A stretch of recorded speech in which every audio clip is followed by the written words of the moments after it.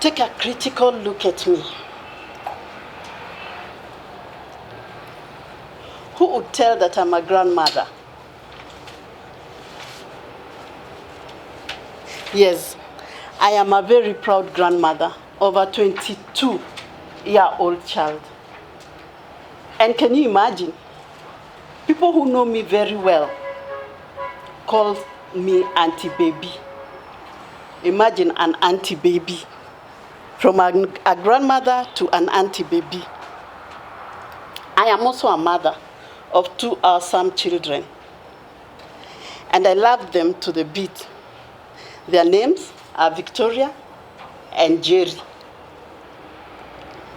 Both of them are in campus. I am also a student. I am a leader.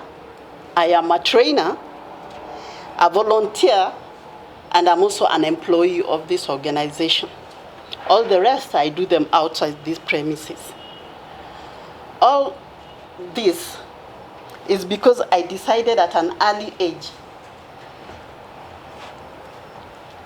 to stay in the race and never to quit. The joy of a grandmother is one thing that I would wish for everybody in this universe. It is so enjoyable to hear a voice calling you shosh, as they call them in today's language. I do not think grandchildren and paternal children can be brought up in the same room or under the same roof, simply because there's this connection of a grandchild and a grandmother that surpasses everything, that makes even a mother forget her own children and be linked completely to the grandchildren. That is why I don't think they should be brought up in the same roof. Some of them will feel defeated.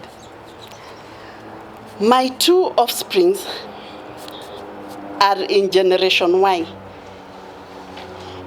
and I am a baby boomer.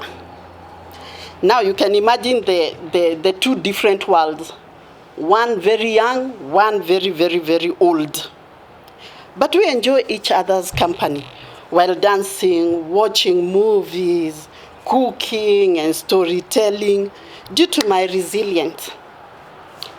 That's why I call myself, or consider myself, I'm aging gracefully. My memorable or best time with my children are when I dropped them back them days to school. And we could have our breakfast in the car, do our devotion in the car. You know, to them, they thought it is like an early picnic. And when we bidded each other goodbye and I come back to work, they felt like, oh, Mama is like a small god to us. She holds the key to our lives. But isn't that so? Women hold keys to their children's life. We are the makers of the universe. There's an old quote that people always say, that old is gold. But what is old? Is it additional responsibilities? Is it being called shosh? Is it being called Auntie Baby? All I know is that old is gold. Yes, gold. And gold is value. The value that I am currently transferring to the youth through a club that I volunteer by the name Dunamis. Dunamis is an institution that takes care or protects babies and children who have been physically and sexually abused. Through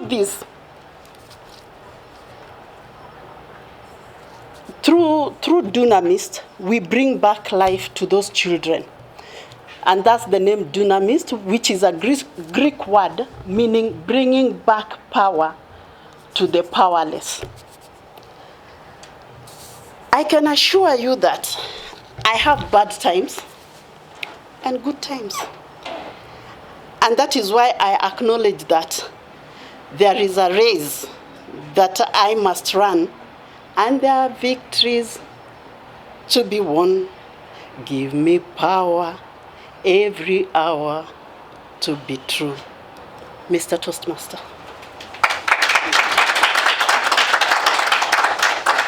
Thanks a lot. A better clap, please. Right. Our second speaker is Grace Njoroge. I call her Gigi. She'll tell you one day why. She's passionate in developing and leading teams to drive for results. She is result-oriented, and as a leader in her section, she is passionate in empowering people. She delivers her results through by working through people. Her journey as well has not been easy. Some people have disappointed her, but she never gave up on them. Through Toastmasters, she is staying in the race to sharpen her leadership skills, which she will cascade to her teams. I can attest Gigi is not a quitter. We were both interns back in the day at BAT. Gigi will be evaluated by Jerry. Please tell us the objective of the title. Please tell us the objective and title of her speech. Thank you, Mr. Toastmaster. Grace has already attempted her first speech in the Toastmaster system, the icebreaker, like Priscillah. And today she's attempting her second speech. The purpose of this project, it's called Evaluation and Feedback, is for her to learn to present a speech on any topic, to receive feedback, and then apply the same feedback to her next speech, which she will present. After that, she will evaluate another speaker. So this evening, this is what we are going to do with each of you. We are all going to give her feedback. So as she speaks, I want you to note down what you hear, what you see, and what you feel, and I will lead us in giving her feedback. So her speech is on any topic. I will take feedback from you and add up. So the title of her speech is Battlefield of the Mind. Battlefield of the Mind, Grace Njoroge. Grace Njoroge, Battlefield of the Mind.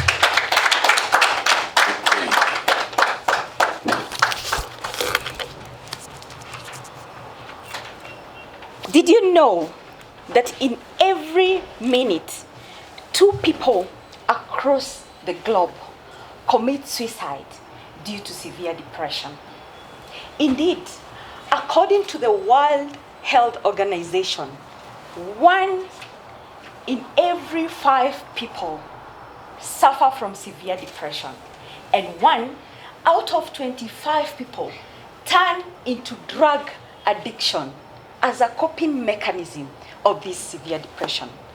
Ladies and gentlemen, this evening, I am here to inform and remind us that we can all succumb to this depression.